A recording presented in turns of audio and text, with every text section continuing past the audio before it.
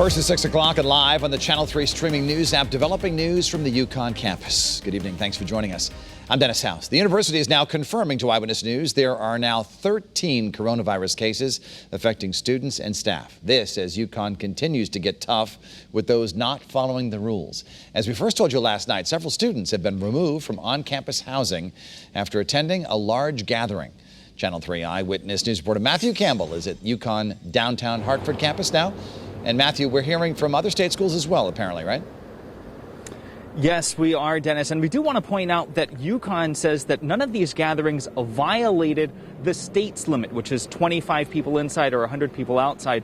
But the university is holding their students to a higher standard because they really do want to avoid an outbreak, especially before classes even begin. So since UConn is taking such a tough stance, we wanted to see what other colleges are doing. Here's the latest from UConn. 8 on-campus students, 3 off-campus students, and 2 faculty have tested positive for the coronavirus. More than 5,000 tests have been performed, so the positivity rate is still a very solid 0.16%, even lower than the state average. However, videos like this one of a party with no masks posted to Reddit are not helping. UConn confirming several students have already been ejected from their on-campus housing for taking part in gatherings like this one. I do think that a lot of people want everyone to listen to the rules so that we can get the experience that we're paying a lot of money for, quite frankly, and everyone wants to have the real college experience and not get sent home.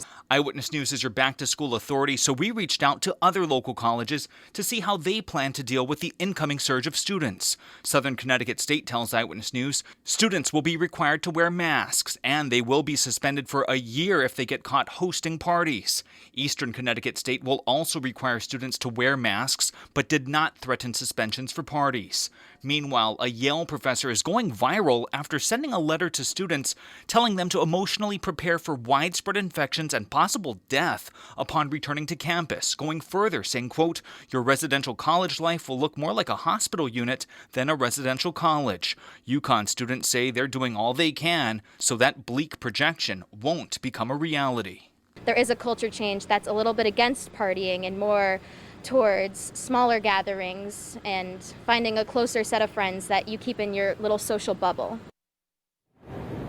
And there is no doubt that the coronavirus is going to be the issue for students as well as parents this semester, this year. And because of that, UConn is releasing a website letting anyone at any time know exactly where the university stands when it comes to infection rates and when it comes to testing. That link is on our Channel 3 app right now. But for now, that is the latest live here at the UConn Hartford campus. Matthew Campbell, Channel 3 News.